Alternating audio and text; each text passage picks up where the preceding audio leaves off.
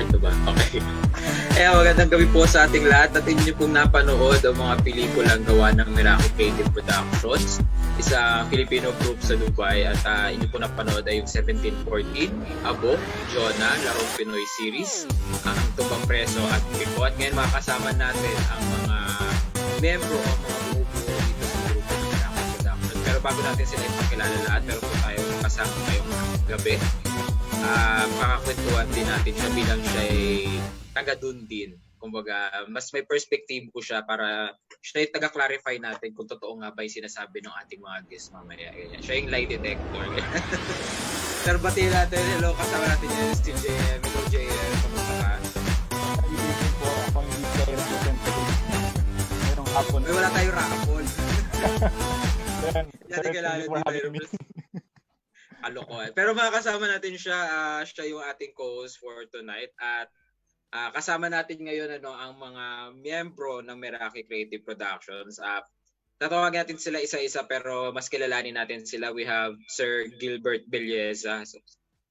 Siya yung pinaka-director. Tama po. Hello po, Sir Direct Gilbert. Hello, good afternoon.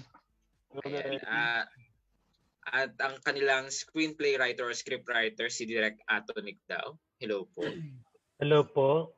Kumusta po? Na medyo tumaba siya dun sa sa live ngayon. Kumbaga, so kung nakita niyo po sa picture, medyo payat. Isipin ko mga 1 year ago ba itong picture na to? Centennial year ago.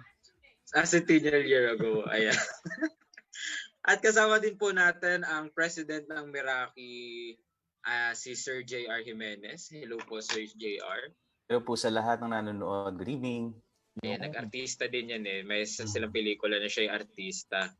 Tapos, mga kasama natin mamaya si Miss Bea Monte, ang Vice President ng Meraki. We also have the Assistant Director, Sir Norman Dizon. Hello po. Hello, magandang araw po sa inyong lahat.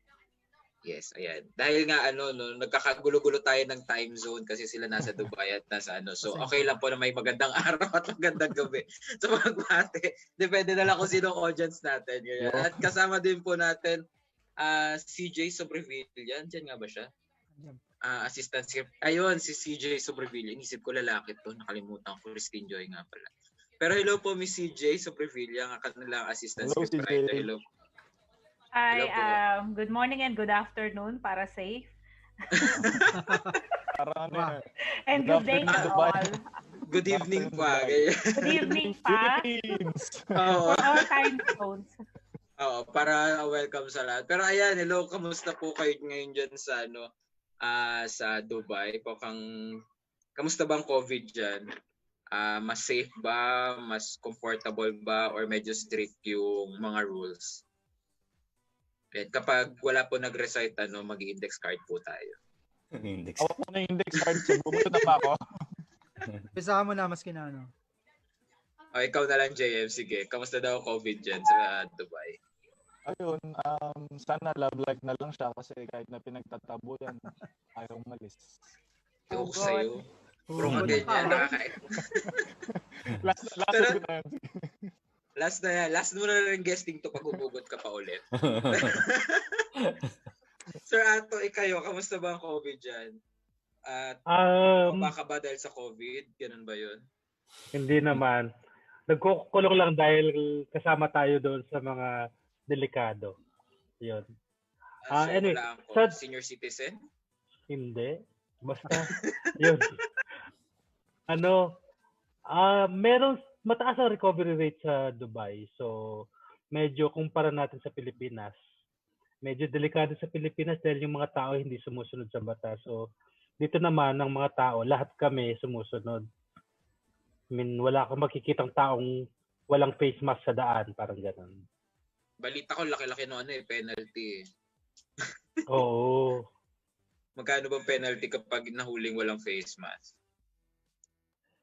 3,000 dirhams. Sa Philippine peso is 40, something like that. Something. Oo, sahod na ng isang buwan yun, sa Pilipino. So, yun.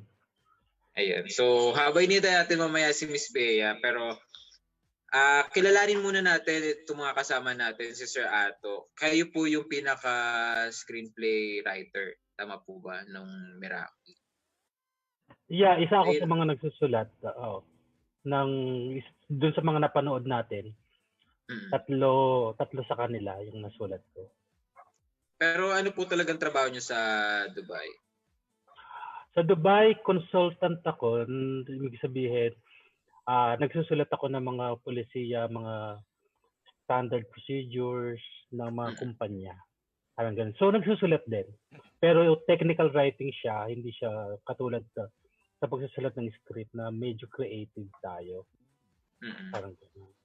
So, paano mo siya paano mo natatranscend na, oops, hindi na pala technical tong sinusulat ko, pelikula na pala, ganyan?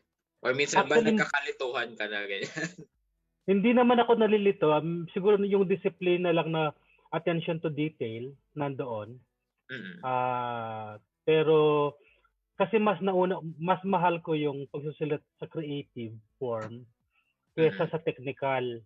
Kumbaga, kung bibigyan mo ako ng trabaho ngayon, kung between technical and creative, mas gusto ko yung creative. Kasi mas malaya yung imahinasyon eh. Doon kasi sa ginagawa ko ngayon, kailangan kung yes, yes, kung no, no. Parang ganun lang. Very technical talaga siya.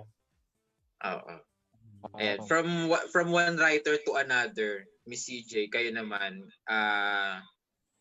technical writer ka din ba or anong trabaho niyo po sa Dubai? Dito sa Dubai, kasi actually I'm working in a freight forwarding company as business analyst and marketing manager po. So, paano naman kayo napunta sa ano? Paano naman kayo nagka-interest sa pagsusulat? Passion. Lahat kami dito, passion namin to. So, from yung videographers, si Direk Gibe, passion niya yan. Lahat kami dito, nagsama-sama, iisa yung passion namin, yung sa filming. So, parang ano yan eh, pinagtagpo talaga namang tadhana na mabuo ang grupo kasi iisa talaga yung layunin namin. Makapagpasaya, lalo na ngayon sa panahon ng pandemic, libre to, libre na napapanood ng lahat at yung effort talagang makagawa kami, mapasaya namin yung mga tao sa yung at the same time mapasaya namin sarili namin dahil nakakapag-produce kami kahit na napaka-busy namin sa work. Karangalan din po sa amin na makilalanin at tangkilikin yung mga ano namin, art, yung mga nagawa na namin. Inaabangan ko kung huhugot kanina si JM doon sa ano eh. Pinagtadhana. Response B. Ano, Sana all. ibigay na lang natin kay JM ang mga hugot. Tapos yung passion, tatanong ko sana kung yun yung pagmahal na araw eh. Kaya lang baka corny. Ay, lang. Walay. Sino nag-edit? Last mo na talaga yan. Patanggal yun. Bigay po natin ang 1 minute na katahimikan yung namatay na joke. Ito nga ba kinuha to si JM? Diyos ko, parang nahihiya tuloy ako sa show natin. Pero ayan, kung sila Sir Ato ay technical job, tama ba sa video ka naman Direk Gilbert or technical? Ang work ko dito is video, photo, tapos graphic designer. Okay. At least ikaw yung nalilinya naman talaga din sa ano. Oo. So paano naman, kasi iba pa rin diba kapag videographer, iba pa rin yung nagpipelikula. So paano mo, ano yung nag-udyok sa'yo na okay, try natin magpelikula? Oo nga, totoo, malayong malayo eh, no? Dito kasi sa pagpipelikula, kailangan mo talaga ng crew eh. Hindi mo pwedeng soloin lang eh. Dahil pag sinolo mo, mas malilimitahan ka rin sa may pagiging creative mo. So, nagtuturo din kasi ako dito ng photography. So, ilan sa kanila mga naging mga estudyante ko. So, sila yung mga hinikayat ko na maging makagawa ng mga ganitong mga film.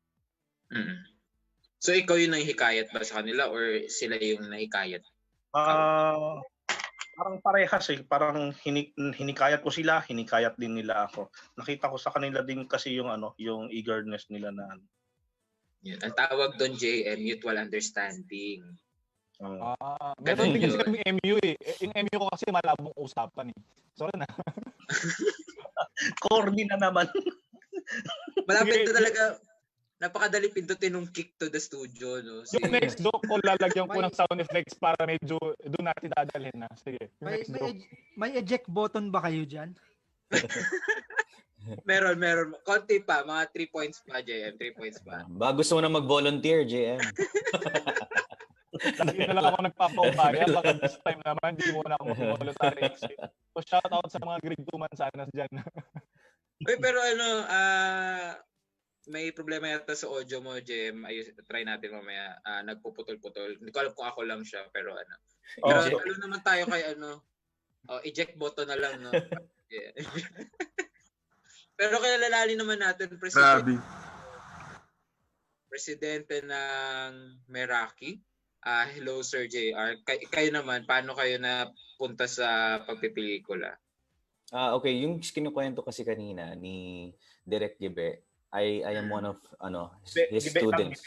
Gibe, sorry. Ay, sige. So yung ni Gibe, ayun yung kasi tinatawag talaga siyang Direk kasi gusto niya equal talaga. Pero syempre, you have this respect eh. So yun. Si Gibe and si Norman, sila nagturo sa amin way back, ilang taon na rin yun, 2 years ago. I think nung cinematography, basic photography, advanced, intermediate photography. So from there, we saw the potential talaga na hindi lang pa, kung marunong silang magturo, they still have the talent and skills sa people on how to lead them properly. Then came in yung Emirates Short Film Festival, yung first ever na nakasali kami as a group. Nag-usap kami and then the other group like Jed Obrebeno, Justin, yan nabuo ang grupo. And then slowly it grown. Well, again, Meraki itself is for passionate people talaga, di ba? So it means that the commitment is there so that we don't really keep ourselves from being hindered to our goals. So yun lang yung talagang nangyayari. So going back to the question na haba ng sinabi ko, paano ako napunta sa pelikula is because of kay Gibe. Ayan, kay Gibe at kay Norman. Yan, dahil nga sa mga nakita kong visions nila and how they do their stuff. Great work. Every time na may may tukol sa love na word, inaabangan ko kung babanat si JM. Nandiyan na naman yung kapit. Actually, ang gusto kong itanong is iba eh. Kumbaga kasi di ba, tinanong mo na sa Joseph, may kanya-kanya silang mga work. So, hindi ba kayo nahihirapan paano nyo isingit yung filmmaking? Kasi alam naman natin, napaka-busy nyo na sa kanya-kanyang industry kung nasan kayo, di ba? Paano nyo binamanage yung time? Wait, pero bago niya sagutin yung JM, kilalanin muna natin si Sir Norman. Nakalimutan na. Sir, ayaw. Sorry na. Okay lang naman. Yari ka na, bumibingo ka na, JM. Bumibingo ka na. Pero sasagutin natin maganda yung tanong ni JM. Pero kilala muna natin si Sir Norman. Kayo naman, Sir Norman, bilang assistant director ng Meraki, paano naman kayo nahila sa industriya to? Ano ba talagang trabaho mo naman sa Dubai? Bankero po ako. Nagbabangka? Hindi po. Banker. Sa bangko. Okay, sa bangko po ako nagwo-work. Ngayon, parehas po kasi kami ni Direk Gibe na nagtuturo ng photography back then. So, simula noon, nung nahikayat lang naman din niya ako na nung magpo-put up sila, maggagawa sila ng film, yung una pa na Heart Between Us. Nasabit lang po ako niya. Sabi niya, kung gusto ko daw sumama, ganito gagawa ng film. Sabi ko, walang problema. Basta kako, maging okay yung time ko. Problema lang kasi naman talaga time eh. Oras lang palagi. Di ba, JM? Oras lang ang problema minsan. So, yun. Naging okay naman yung time ko palagi with them kasi normally weekend lang naman kami nag-shoot talaga. So, from then, nagdire-diretso na yung pagtitrain namin at saka paggawa ng film. Yeah. Hindi pala natin natanong si Sir JR, kayo naman, anong trabaho mo sa Dubai? Okay, nag-work ako sa Emirates Group under Dinata Travel specifically. Right now, yung ginagawa ko is part of marketing, studio traffic and designs. So somehow related na siya to what I'm doing. So same thing as yung ginagawa ni Gibe, nagbe-video din ako, nagpo-photo kasi siya talaga yung mentor. Talaga yung nagturo sa akin about it, yung mga stuff na yun. That's already a hobby before, but it was enhanced because of his teachings. No? Alright. Yes. Taray naman pala na nagtuturo. Love mo na ako, Gibe. Mamaya na yung bayad. Nagkabayaran yata kanina sa backstage siya. Mamaya na yung bayad. Magkano ba? Parang hindi yata ako nadaanan. Sinabi mo, hindi ko medyo naintindihan eh. From the start. Recorded to ka. Joke lang. Okay, pero sige, kilalanin na rin natin tong hugot ng hugot na ito. Ito naman ay nag-artista, tama ba? Nag-artista sa isang pelikula nyo. Yung hugot ng hugot si Maskiano, si JM. Ikaw, ano ba trabaho mo talaga sa Dubai? Tsaka bakit naman pag-arte yung... Kasi nag-estudyante ito ng Angeli Bayani acting class. Doon niya nakilala yung kanyang binibabe na si Uy! Tago natin sa pangat. May binibabe. Kaya nanonood ka. Bago yan Pero ayan, ano ba, frustration mo ba? Pinanganak ka ba na gusto mo mag-artista pero ayaw mo talaga bigyan ng chance? Ang tanong. somehow. So parang hindi mo ba na-receive yung pinadala ko? Bakit ganyan ka Iba yung pinadalang tanong Oo. Wala sa script to Pero yun. Actually, nung medyo bata pa kasi ako, medyo parang gusto ko talaga, parang pangarap din. Kaya lang, growing up in a place na hindi naman talaga ganun ka showbiz yung mga tao. Parang, alam mo yun, parang pag sinabi mong ganun, tatawanan ka. So, growing up, parang yun, namatay yung pangarap. Siyempre, bata ka, anong alam mo dun sa paglalaban yung pangarap mo. Kaya, habang tumatagal, na-shelve yung pangarap. Hanggang parang ngayon, lately, bigla na lang yun. Parang tumatanda na, di ba? It's time to fight for your dreams or what you want in life. Kasi kahit na anong accomplishment mo, kung hindi naman talaga yun yung gusto mo mangyari sa buhay, at the end of the day, you will still die full of regrets. Diba? Yes. So, naniniwala ka talaga na may chance ka. Charo joke. I believe sa panahon ngayon, everyone has. Kasi kung hindi ka kuhanin, mag-YouTube ka, di ba? YouTube. Taray. I believe everyone has a chance now. Nakapag-plug pa nga.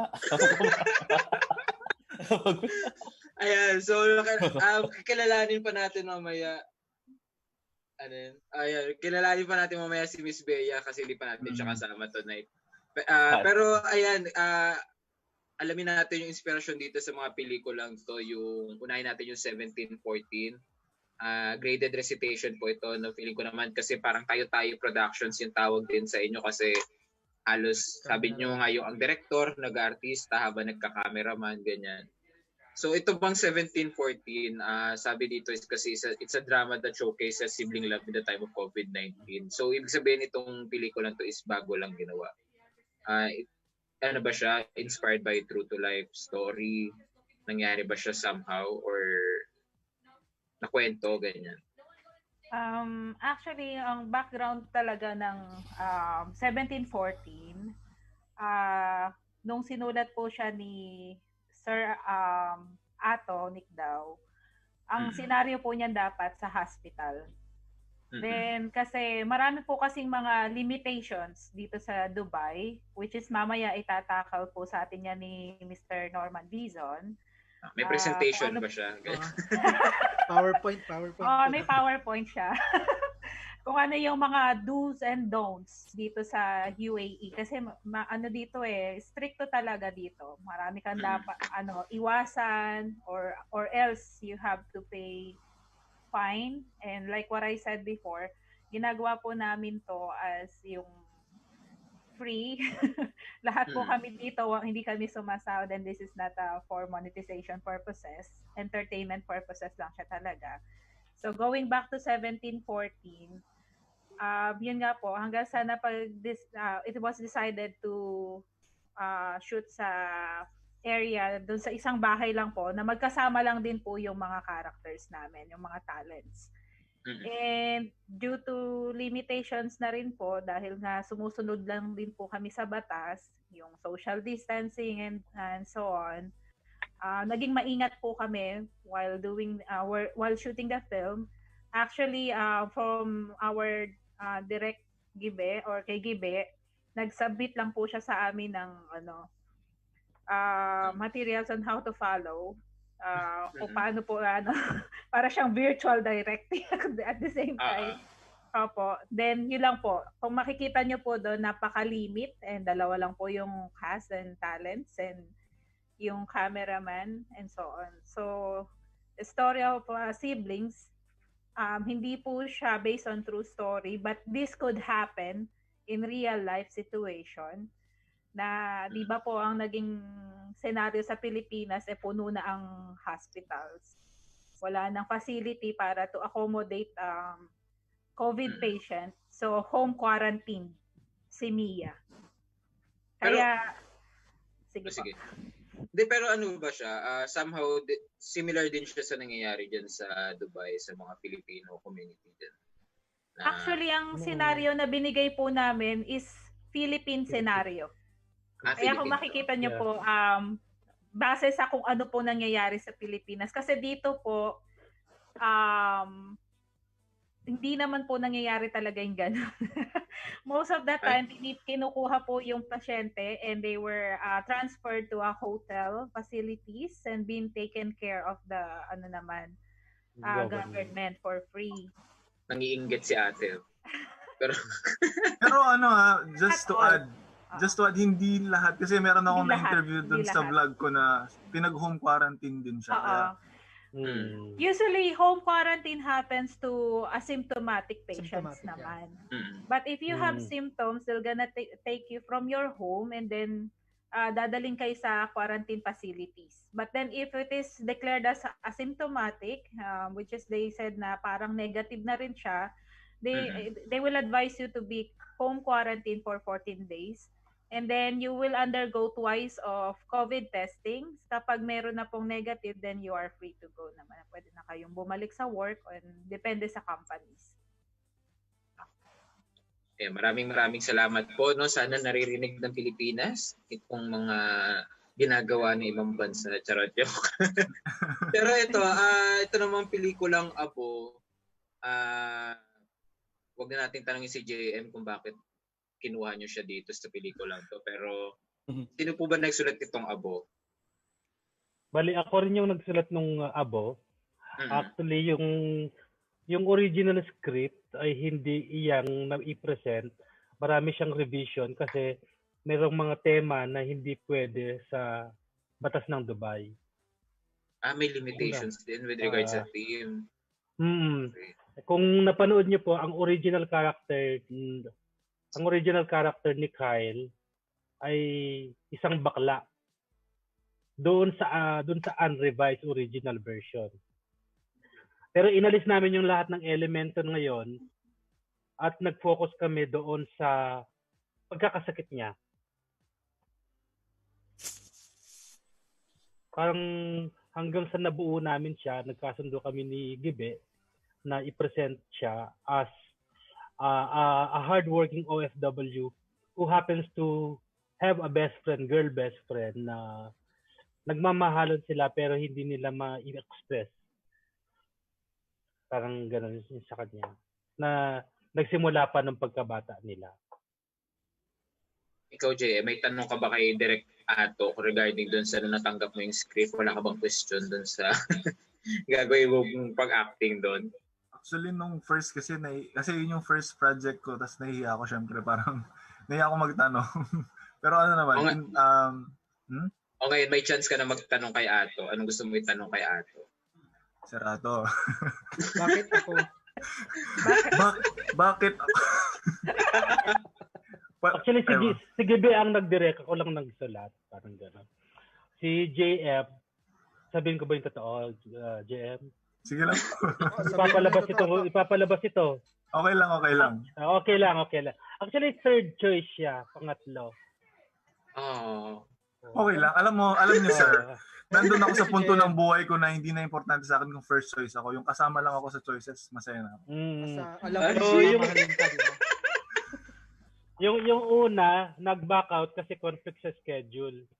Yung pangalawa, nag-back out kasi papauwi na ng Pilipinas at hindi na kaya. So, hindi nakakayanin sa schedule din. Tapos si JM, nanonood ng isang pageant yata somewhere dito sa areang to. Tapos nagpa-announce kami na kailangan namin ng talent. So sinubmit niya yung pangalan niya, tapos nag-send siya ng audition piece. Yun, medyo naawa kami, kaya kinuha na namin siya. Parang gano'n. Real talk to no? Parang kinuha lang natin si JM para awayin ng live dito. It's okay, guys. Negative publicity is still publicity. So, hi sa lahat ng mga nanonood. In fairness to JM, at saka, ginamit niya yung pagiging kapampangan niya at kapampangan ko para mag-connect kaming dalawa. Parang gano'n. Manggagamit. Oo, yun. Oy, sobra na tayo kay JM. Pero maawa naman na po tayo. Baka may pamilya yan na nanonood, nawawalan na ng tiwala. Gano'n. Ako, iyak na yan. Dito na ako sa TV. Ayan, before natin ituloy, i-welcome lang natin si Miss Bea. Nandyan na po siya ngayon sa waiting room. Yay! Babalik tayo after na counting commercial. Okay. Ayan. Pasok lang natin si Miss Bea.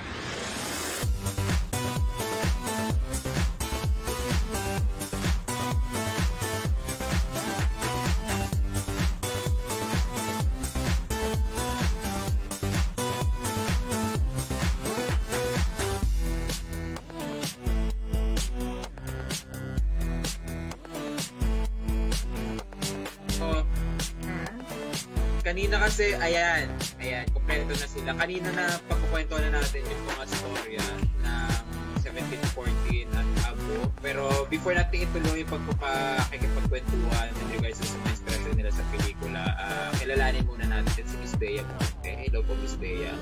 Ayun si... Hi, JM. Siya ba ang ate Bea, ganyan? Siya ba ang ate Bea na? Pero, ang tinanong ko lang sa kanila po is, magkano po ang sahod dito talaga sa Dubai? Joke lang. Oh my God, it's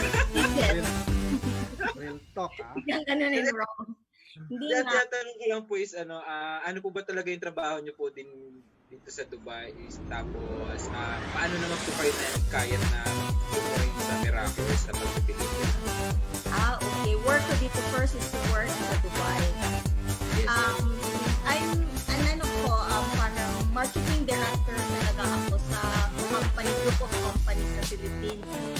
So, hinahandle ko 9 companies sa Philippines. So, part of my job is yung nag-open, nag-expand ng market. So, tapos na ako mag-open ng business sa US, nag-ano na din kami sa Singapore, yung iba-ibang So, this time, parang 10 years ago or 12 years, 2008 yata, I started to venture to buy doon. Tapos after nun, parang, sige, full-time ka na muna sa Dubai. So, since 2010 or 2012 na talaga ako permanent dito sa Dubai. So, I did come to Dubai to really work here. Parang, I was supposed to work. Parang gano'n. Alam ko, bakasyon lang. We're into furniture design, consultancy actually. Gumagawa kami ng mga hotel, residences, palaces, machilis yung parang malaking living room, parang gano'n doon nila in-entertain ang mga tao. So, mga corporate projects, yun. And kayo ngayon po ay Vice President ng Meraki. So, paano naman po kayo nahikayat? Sino po pumila po sa inyo na ma-involve? No, it's actually, I don't know if JR, the president, already explained, and the other group, we're actually two different groups. It's two different groups. Na-mention na ba yun siya, guys? Hindi pa. Go ahead. Okay, you can explain that part. Na talaga ako na nag-explain. Okay, it's two different groups. We have Meraki and we have OGS. And then we have this EFFF. It's Emmy Short Film Festival. Yun yung first time na nag-meet lahat ng iba't ibang filmmakers. For us, na-meet namin sila. We submitted 2 entries. Abo was the official entry of Meraki sa ESFF. And of course, madaming nominations and all. So from there, parang they see the passion in us. Yes. We have similarities in our principles, in our way of doing films, parang ganon. So JR contacted me, Direct Gibe contacted us. So parang we came to a conclusion na it's about time siguro we collaborate, and then we made it physical. So now it's Meraki. Meraki is actually a Greek word which means that you leave something of yourself in the things that you do. Parang we have the passion, you left the passion, the love, the creativity in the work that you do. So yun yung nangyayari, and the OGS is we have different genres, and for us we only want to create only great stories. So that's coming from so that's OGS. So parang nagiging tagline siya, Meraki OGS. So the passion in all our films, creativity in how we edit, how we produce films, but we would really focus on really great stories, which means stories that would inspire people, give hope, especially like 1714 and the upcoming films that we have, 1820 and 1613, 613. So madami siyang line up of films, but let's say, yung pinaka-goal namin, objective is ipakita namin yung passion namin to filmmaking, but this is not just for the sake of doing one. We want to produce and to give our viewers parang quality films talaga. despite all the odds. Amazing. Taray, Kita naman sa kulay ng lipstick yung passion, di ba? Dapat. Passion. Galing talaga ako. Presentation. OGS. OGS. Pero may sabi mo kanina may tatanong ka pa sa kanila with regards sa mga pelikula. Actually, regarding sa mga films, kasi nabanggit na rin ni Miss B na yung mga upcoming daw is 1820 and 613, tama? Yes. So, curious lang ako, bakit yung isang film, ang title is 1714, bakit yung series is mga numbers? Anong meron sa mga numbers na yun? 5-6. Actually, yung ideas na to coming from our scriptwriter, main scriptwriter talaga na si Sir Anthony Clau. So we come up, this is one thing that we are unique from other filmmakers here in Dubai. We've started doing this Bible series. So yung 1714, if you notice the name of the siblings there, Jeremy and Mia, it came from Bible, Jeremiah 17:14. So, abangan din po natin kung bakit naman po 18:20 yung susunod and 6:13 lakit hapon naman yung isa. So, doon natin aabangan kung bakit. Basically, stories of hope sila, no? Yes, all are very inspiring stories of hope, and yung 'di ba sa panahon ngayon ng pandemic, saan tayo kumakapit sa ating faith. Sa patalim. Yan na naman yung hugot ni JM. Hindi, kumbaga, in this time of pandemic talaga, we really need these stories of hope. Ayan. At ito naman pong pelikulang Jonah, ito po ba tunay na nararanasan naman ng mga Pilipino dyan sa Dubai? Actually, parang may nakita kasi akong image niyan na yung tungkol sa may mga nakatakot na Yuna. So, doon yan siya nagsimula. Kaya sabi ko, parang gusto kong gawin itong ganitong image na to, pero gawin natin siya as a film. So, doon siya nagsimula. Yuna, sa Judith. Iba kasi Judith yan eh. Oo. Si Judith, no? Si John. And lastly, ito namang mga larong Pinoy series. Nilagyan niya ng twist ito ang preso at yung piko. Is this a portfolio film or katuwaan lang na ginawa? Sinong nakaisip na gawin siya? Sir Norman, baka naman ayan. Si Sir Norman pala talaga. Okay, go! Actually, yung mga pambata laro. Ano kami? 90s kami. Tama ba, Gibe? 90s ba tayo pinanganak? Sure. Pakitawagan nga yung sa census, parang may nagkakaano na dito. May fraud na dito. Kung 90s po, parang ang aga nyo naman kung napulok. So parang ang ginawa namin, itong kasi direct Gibe kung paano namin babalikan larong bata. So nag-jot down kami, notes kami nung naalala namin yung bata. Yung bamboto, pero gagawin namin sa cinematic kami nag-come up, yung una naming laro is kinuhanan lang namin yung sa ilalim ng tulay along dito isa sa mga magagandang lugar sa Dubai. So, imagine only in the morning at minsan yung mga dumadaan na Pilipino, mga biyahe. Parang yung kakaiba dahil yung ginagawa. Itong pampreso una namin ginawa So, una namin inisip habang nagbiyahe kami along the road, saan yung lata? Wala kami makita lata. So, ginawa namin, pumunta muna kami ng isang store, bumili kami ng gatas, ininom yung gatas, and then tsaka doon namin pinipin para lang mag-pour na yung normal na ginagawang pangtumbang preso. So, yun, sabi nga, sige, gawin natin. Bigyan natin ito, get yung buto, then gagawin natin hanggang sa napulo na ang editing mo sa video.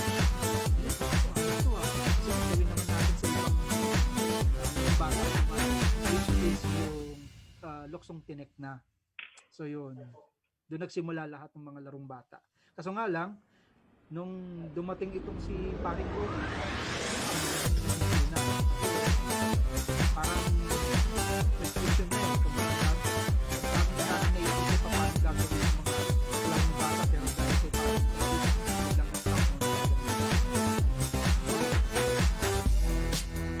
Galing yan, no? Kasi yung generation yan, mostly hindi na nila nakikita yung mga larong yan. Kaya dahil dun sa mga videos na yun, somehow nagkakaroon sila ng glimpse kung ano ba yung mga patok na laro dati. At alam mo, eating to the eyes kasi may effects di ba? Parang nakaka-hook sa younger generation. O, yung generation namin, hindi na namin nabutan yun. Actually, ako din kasi Temple Run na yung nakagisnan ko. Hindi ko alam ano yung Luksong Tinik. Ano yun, merong tinik na ano? Ano yun? Okay na. Natay na po yun, joke. Di na po bumenta. Pero ano,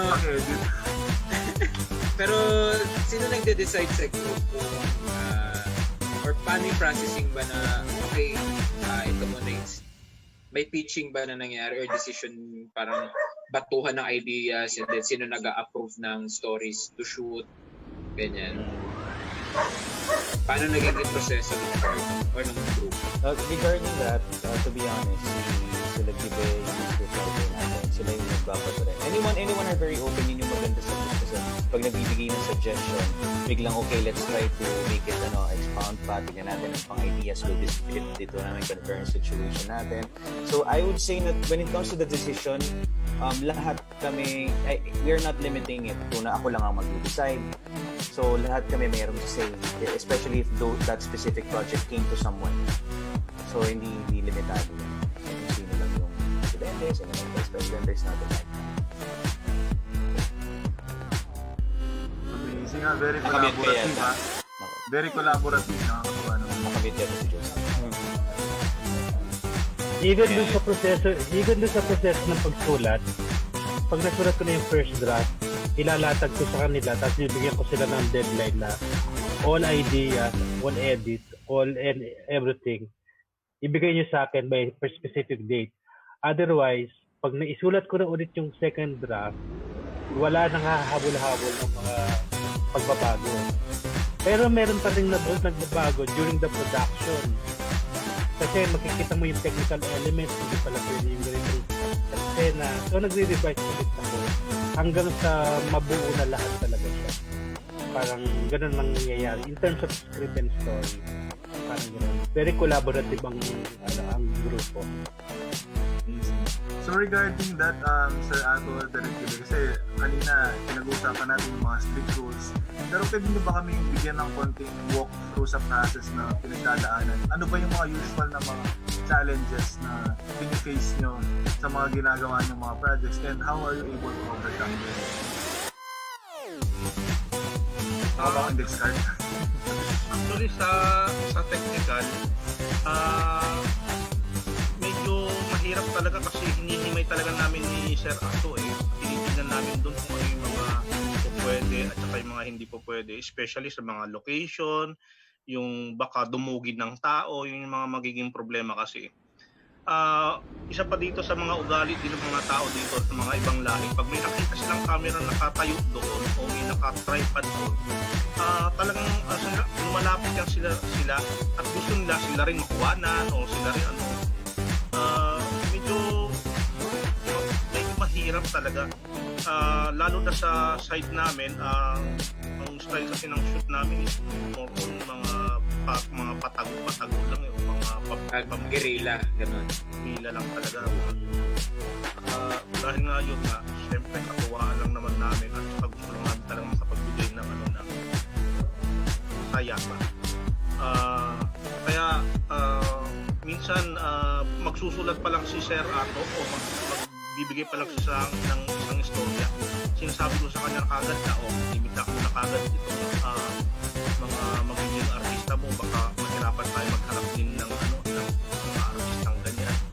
So kaya yun, minsan doon kami mismo sa may istorya na yun nalilimitahan na hindi natin pwedeng gawin to, hindi natin pwedeng ma-produce ito. Kaya mas nagiging yung creative namin dito na hindi namin tanong ko lang dun sa mga writers, as in, ano ba siya? Talagang nararamdaman nyo na limited yung ideas nyo with regards dahil sa may mga shooting fee ba, shooting permits, team na limits, ganyan. In terms of ideas and themes, sky is the limit pa rin. Marami ka rin pa rin pwedeng isulat. Kanya lang, because of the limitation in terms of yung location, kailangan mong kumuha ng permit, like what you mentioned, at saka yung talent sa search, kung meron ba talagang mahahanap compared sa Philippines, kapag kailangan mo ng 65-year-old na character, hindi ganun kadali para bigyan mo ng gumawa ka ng istorya sa doon. So yun yung mga nagiging limitation. Pero for my part, naging conscious effort para sa akin is to get away from the OFW. Nakakaawa ako, nag-iis ako para sa pamilya ko story. Kasi parang ang dami ng presentation na gano'n. Pero feeling ko lang hindi pa well represented. Kasi hindi lahat ng OFW story ay nakakalungkot. Meron din talagang masaya at maraming masayang kwento na mag-i-inspire ng mga OFW din at saka mga tao na sa Pilipinas. Although maybe eventually mag-go direct kami doon sa ganong klaseng form of writing na tungkol sa nakakalunas sa kalagayan ng OFW. Pero not this time. Yun, parang gano'n. In terms of stories, malungkot na sa panahon ngayon. Oo, di ba? Ang lungkot-lungkot na tapos talaga mo pa ng hindi makapagpadala sa pamilya dahil alam na natin yun, parang gano'n. Given na yun. May palabas na yung mga ibang TV. Nakamit ka, JM. Pinaprank ko talaga sana kayo, pero Ha? Ayan. So, amazing. Sabi ko nga, nakakatuwa kasi it's banking dun sa resiliency ng mga Pilipino. Nakakatuwa kasi napakadali mo kumapit sa story. Parang mga pagkikita, mga disaster. Pero, in a way, it's a very good thing na ipakita, i-present yung pagiging outdoor in different parang side na, hey, hindi puro tragedy. Meron din na mga nagtatagumpay. And napaka-flexible ng grupo. Amazing. So wala lang akong sound effects. Gusto ko maglagay ng clapping. Amazing. Bigyan mo na lang kami ng notes kung saan kami maglalagay ng sound effects. Tsaka pero sino nag-organize nung Emirates Film Festival? Kaninong organization? Alright, the organization is under Emirates Productions and kami nag-work. So, dun talaga yun. So, dahil nga yung mga, meron din kasing Emirates Group Photography, Emirates Group Film. So, yun, nag-start na yun. That is actually, I think, the sixth or the third? Sixth event. Oo na. So, yun, that's what happened. So far, yun na yun. I was one of the committee before, pero yun nga, sabi ni Sir Ronald Awa, which is the president of Emirates Short Film Festival, sabi niya, labas ka, I think you need to look for people. There's a lot of people here in Dubai who are very passionate Filipinos. Let them know about ESFF, try to invite other groups. So that's what happened, and that's when it started from our side. So, how's the community ba ng mga filmmakers sa Dubai? Madami ba? As in, madami na rin ba kayo nagpipelikula eh? Nagkakaroon din ba ng mga cross-collabs, ganyan? Marami actually. Marami. Yung sa regarding sa name kasi I did not even ask if they can be named naman or mentioned, pero marami na rin talagang Filipino dito. We're very passionate in film. Ngayon iba lang sa social media natin. So right now, this is where these passionate people are being known na rin sa social media. Before sa TV ka lang makikilala, sa radyo kung na-invite ka ngayon, it's about marketing social media, letting the people know about you. So that's what's the good stuff about yung community dito. They started growing talaga. Pero yung Emirates Film Festival is parang nagkakaroon na isang sinihata ka ba na pinapalabas yung mga pelikula. So, kamusta man yung audience?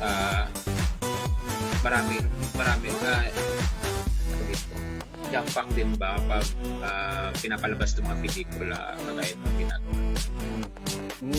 Previously, yes, marami talaga. As in, pupunta yung mga, syempre marami kang supporters especially even if you're in, meron silang categories like if you're a beginner, you're an intermediate, a pro videographer. So lahat yun, even outside the country, pa sa UAE in order to present for themselves in terms of their films. Ganun siya katindi. So international. Dati. May nakita rin ka sa mga entry galing sa Philippines, di ba? Sinasend din nila dito sa ano. Lately na lang yun. So, dati ganyan ang setup ng ESF. So, ano bang vinivision nyo with regards sa grupo nyo in the coming so many years? Ang plano nyo ba is magkaroon pa ng mga, or are you thinking na magkaroon ng mga baby groups na unti-unti nag-bloom or a bigger community ng mga filmmakers sa Dubai? Yung mga trainings ba, ganun, seminars? In terms of vision, you want to go ahead, Ms. Lee? No, go ahead. We're just all about like our future plans. Kasi as of the moment, we are also discussing this and how to proceed considering the situation right now that we have all over the world. Medyo, pa siya eh. So we are very limited. That's the reality. So what we do is, yung vision namin is still continue on talking, having meetings right online na lang, online meetings, discussing this. And then when it will be feasible, because right now, to be honest, Dubai is slowly catching up in terms of recovery. So ayun, so I think Dubai or UAE itself is doing a good job in terms of that compared to other countries. Unfortunately, anyone didn't want that part, no? Pero yun nga, looking forward to the future, we still want more probably collaboration, but as of the moment, we decided to focus on ourselves, on our group muna, and make, what do you call this, a meaningful content that will make sure to give value to our audiences. Sinisipin baka may dadagdag na yun. Yes, as a preparation for those future plans, right now we're doing some workshops. These are being handled by well-known people.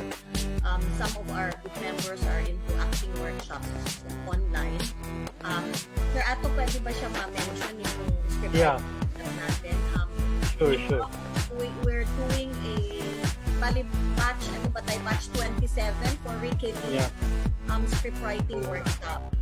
So we have all those. We have several plans, but as what they mentioned, medyo talagang nakuhuli lang because of the current situation. But somehow, even if it's just a group of friends, gusto namin yung professionalize talaga somehow yung grupo.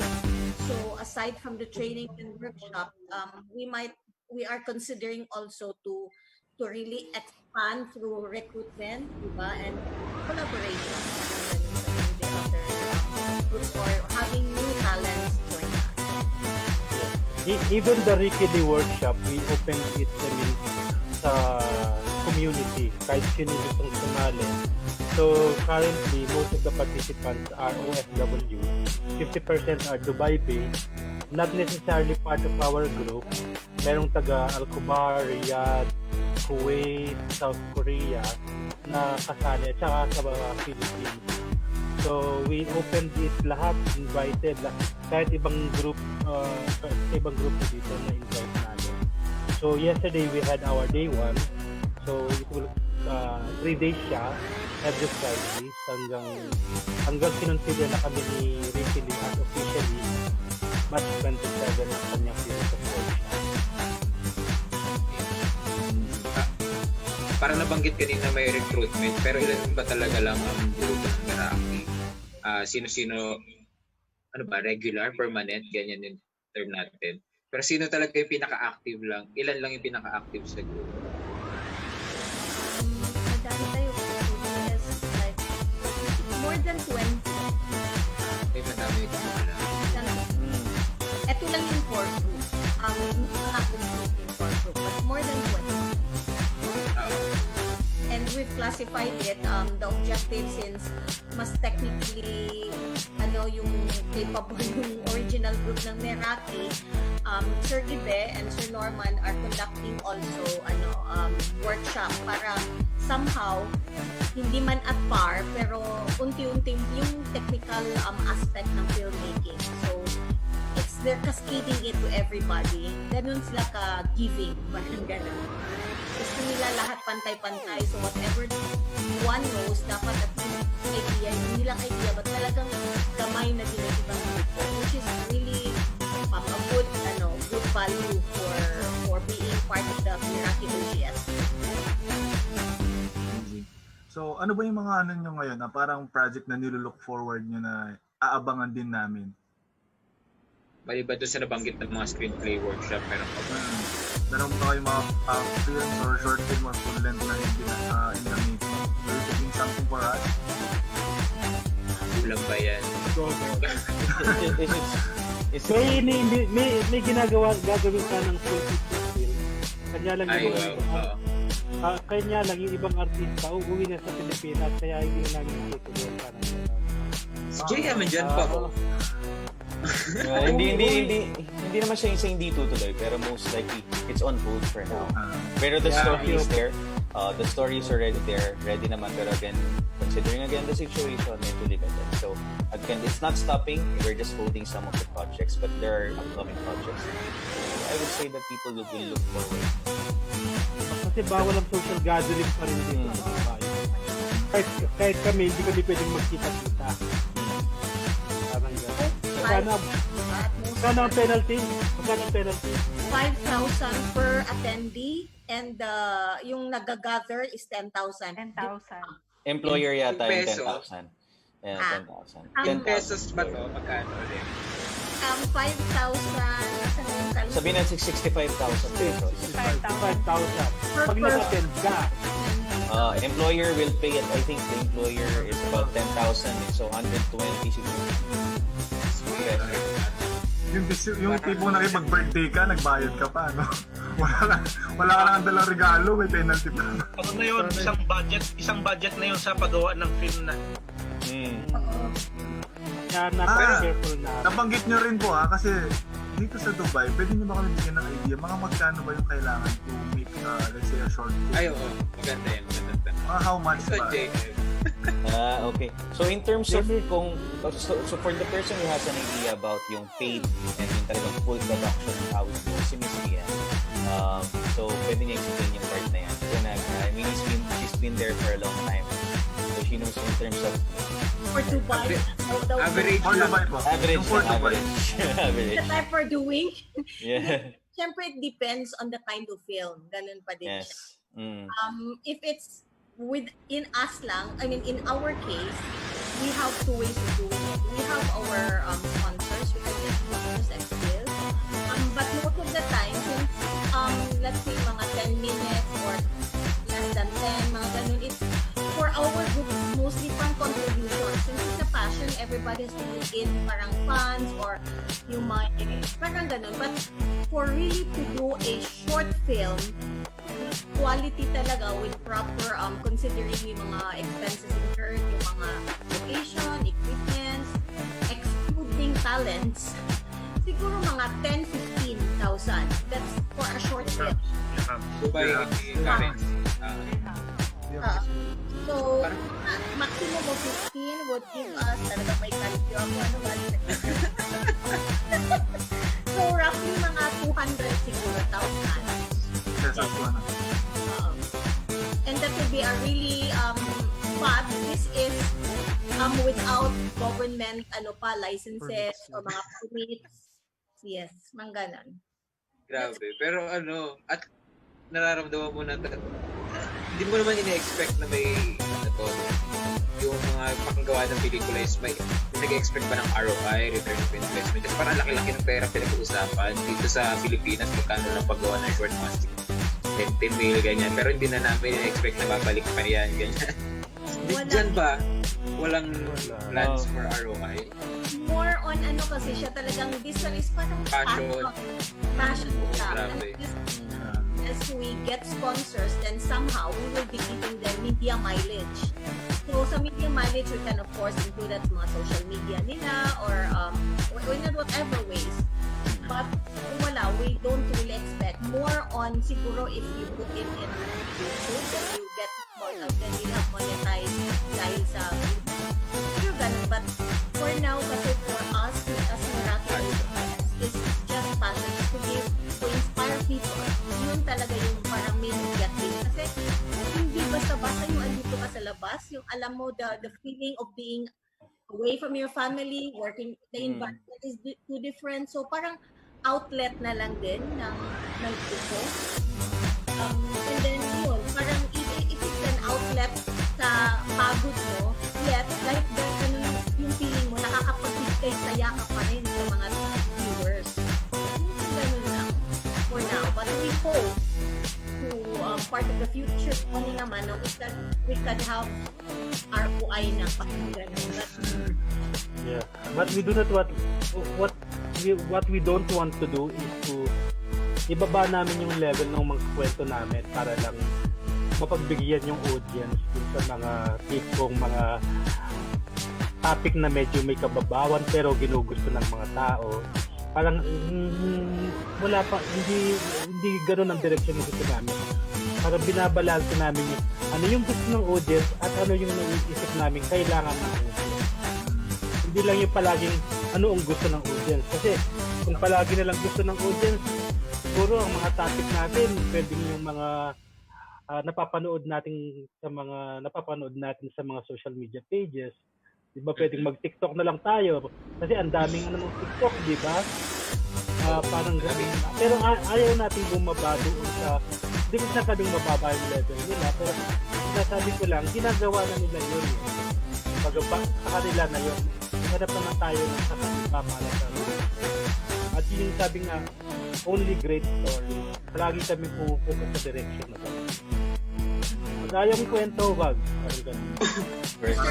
Mixture ng mainstream saka indie, ano? Yeah, balance ka. Hindi naman yung dahil great stories, feeling na baka drama na lang lahat. Fun din naman. It's still a great story. Mga fun movie, mga ibang nagagawa. Yeah.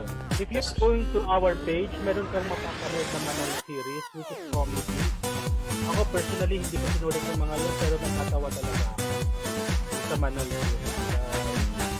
Directed by Sir Norman. Yeah. Mga nakakatawa. Sir, yung pagiging komedyante.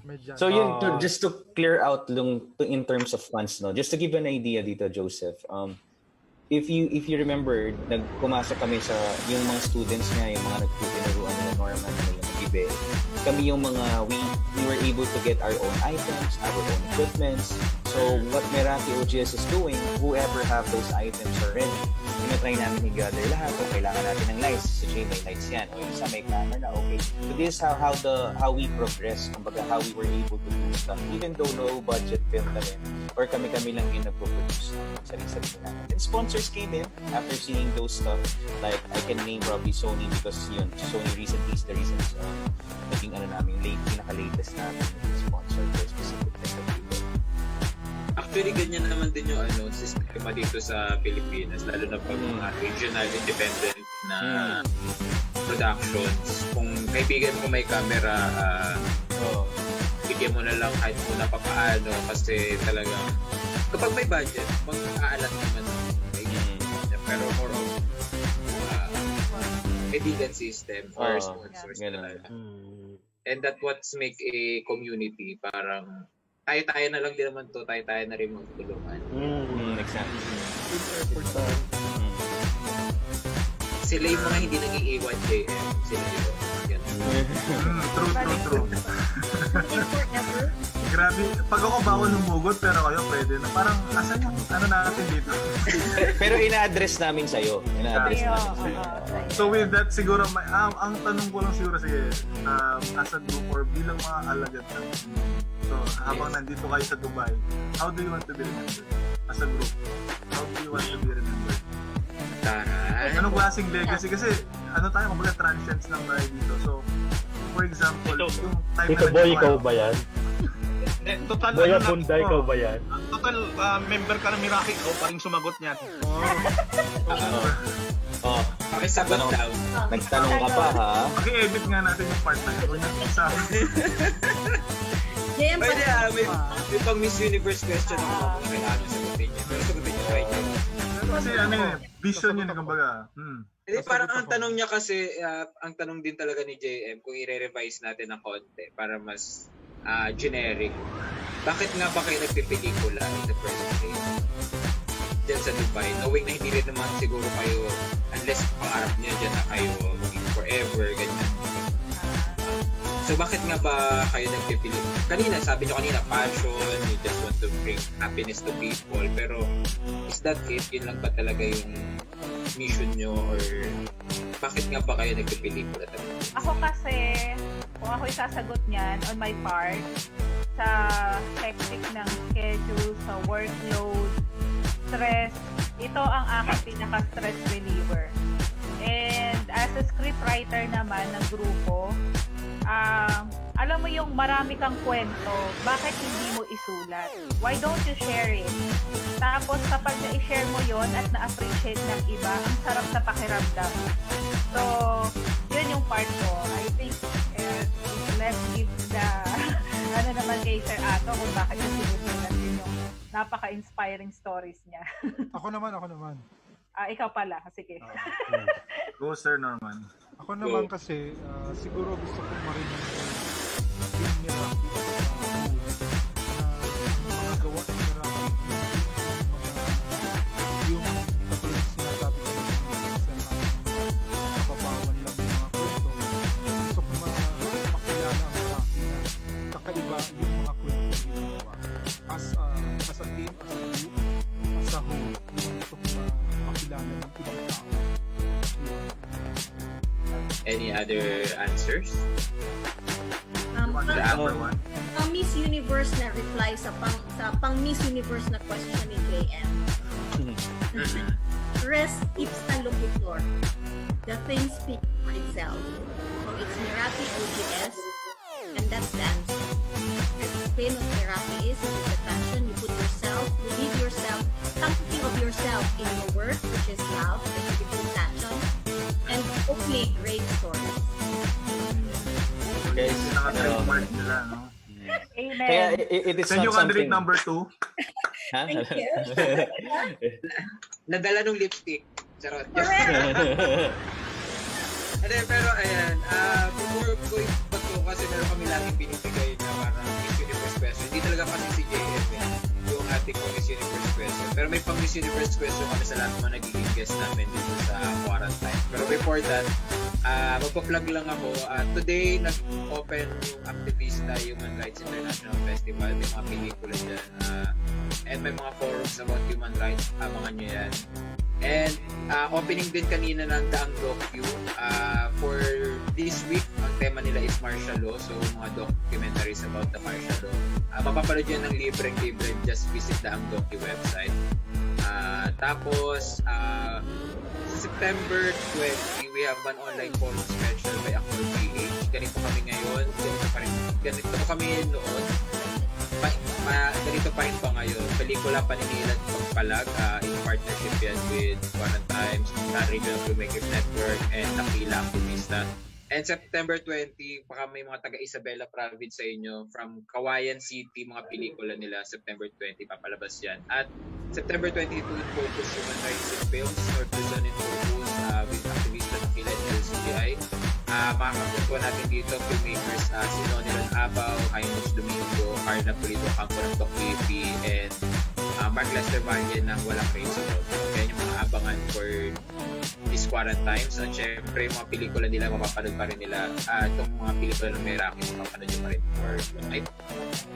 So, ayan. May mga, kayo ba, may mga ipaplugs pa kayo? May mga papatiin pa kayo sa Pilipinas? Yung mga kunan yung pangalan.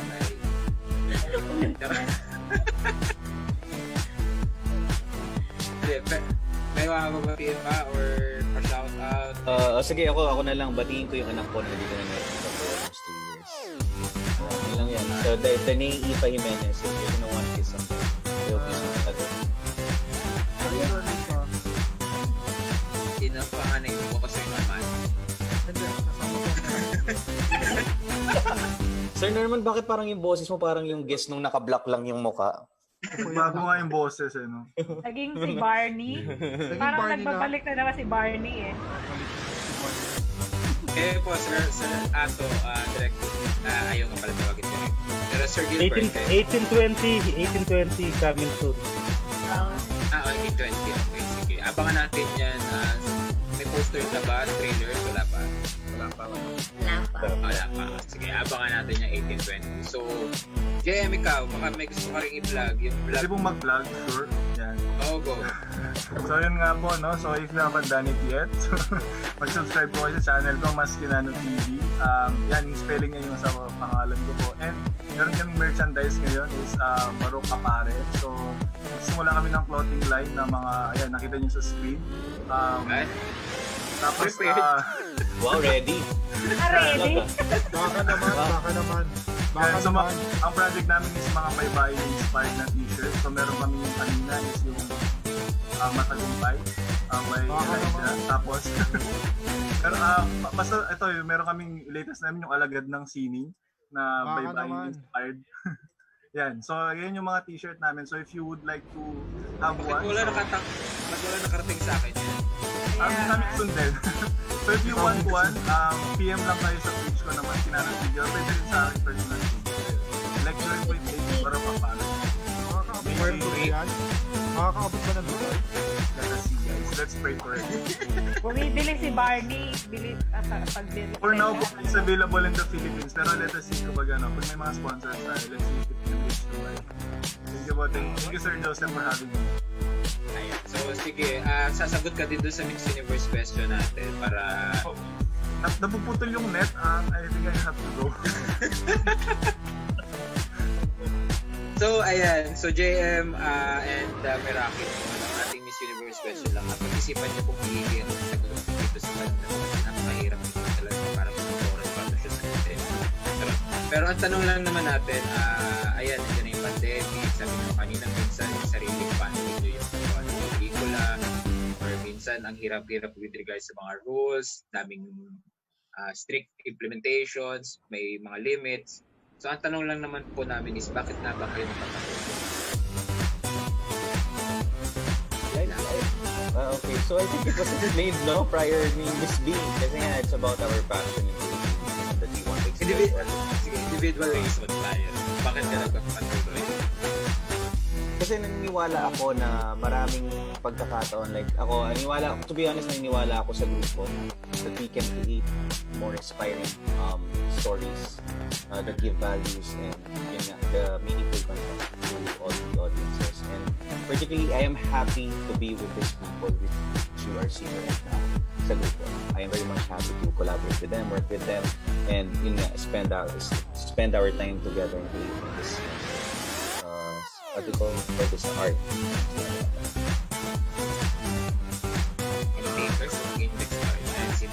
Akin naman, ganun kasi ang Pilipino eh. Itali mo man ang kamay niyan, hahanap niya ng paraan para magawa ng, may ilabas niya yung creativity niya. So, ganun lang din, patuloy lang din tayo magdasal, siyempre, mag-ingat tayo, lalo na sa may pandemya na sana matapos na. At pagtuloy-tuloy pa rin tayo sa pag-create natin o sa pagharap natin ng pamamat ng paraan para ma-express natin yung mga creativity. Direct ato. Index card na to. Direct ato. Kasi ako dinidirect. Di pa ako nakapag-direct. Magdidirect pa lang ako. Anyway, yeah, bakit tayo nagpapatuloy? That is because we are not yet there. And even if we reach there, we will continue to create new dreams to reach again another destiny. And I thank you. Wow! Alright. CJ, kayo. Kabugin nyo yun. Mahirap. Same, sabi niya eh. And then actually, the reason we're continuing, na nga, first place, Miss B sa What is Meraki OGS. But then personally, kasi masaya ako eh. Actually, hindi naman ako naging malungkot sa buhay. But then these people, they inspired me talaga. Nakita ko yung passion and lalo akong nagkaroon ng parang sigla when it comes to writing. And at the same time, I see everyone's passion and dreams na talagang sabi ko, sige, sabay-sabay natin abutin. And then kapag naabot na namin yon, balik na naman ako, kaya na sinabi ni Sir Ato, hindi ka nag-iisip. Kasi masaya kami dito. And I thank you.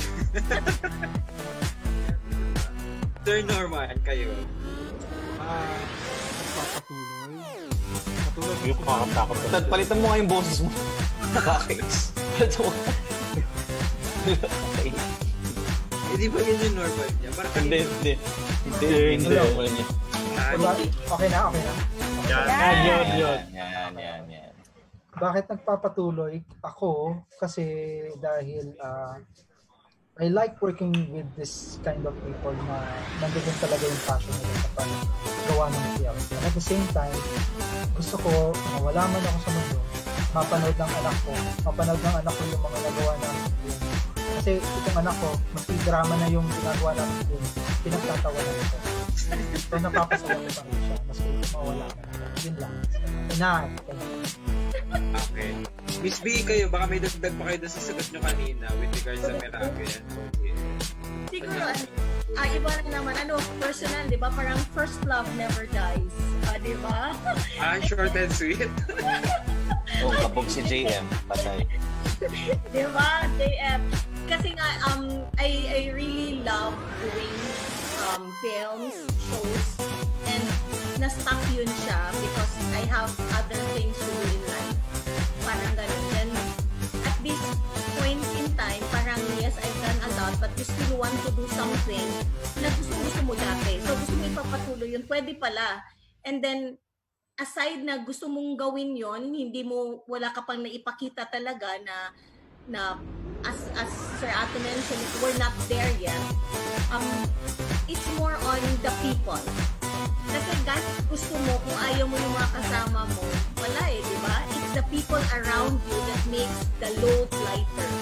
Parang ganun. So, it's the family feeling that group has, camaraderie is there, and yung nagtutulungan, yung talagang tawanan and all, and that really helped us a lot in our environment dito. Kaya, kahit matapos pa yung pandemya or ganun pa din, tuloy pa din.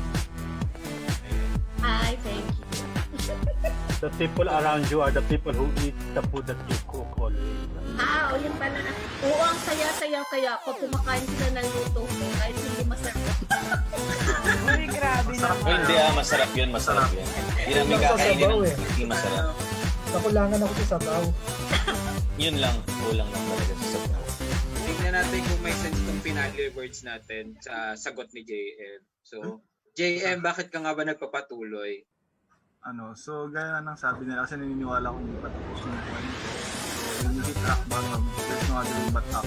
So I'm looking forward for better days. And one word siguro is yung pangarap. Kasi naniniwala ko kahit gaano kadami yung mga obstacles, kahit gaano yung mga hindrances, as long as you hold on to that pangarap, ilipad ka. Sagot talagang pang Miss Universe yun Sanay ito sanay. Sanayan So ayan, so maraming salamat po sa ating mga nakasama for tonight. Correct po, Sir Ato, ayan. So ayaw niyo doon ang direct. Sir Gibe, JM, syempre ating co-host, at si Sir JR, Miss CJ, Sir Norman, and Miss Bey. Maraming salamat po sa pagsama sa atin dito sa Quarantimes.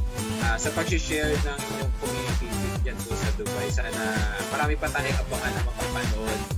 At isang honor na may palabas dito sa Pilipinas yung mga gawa niyo dyan sa Dubai. May naman po. kami naman sa quarantines ay naniniwala na hanggat may quarantine sa Pilipinas, tuloy-tuloy lang kami sa quarantine. So, in-announce na po kahapon na extended ng 1 year. So, makapag-air pa kami ng 1 year. Seryoso ba yan? Oo, seryoso. In-announce na. September 21 siya matatapos. Hindi pa rin kayo makakauwi. Hindi natin sure yan. So, abang-abang na lang tayo kung ano man yung plano ng gobyerno ng Pilipinas. So, ayan, so with that, maraming salamat ulit sa pagsama sa atin tonight. Thank you po. Salamat po. Thank you for having us. Maraming salamat. Maraming po salamat. Good night, everyone. Have a good night. Bye-bye. Good night. Sarang. Mhm.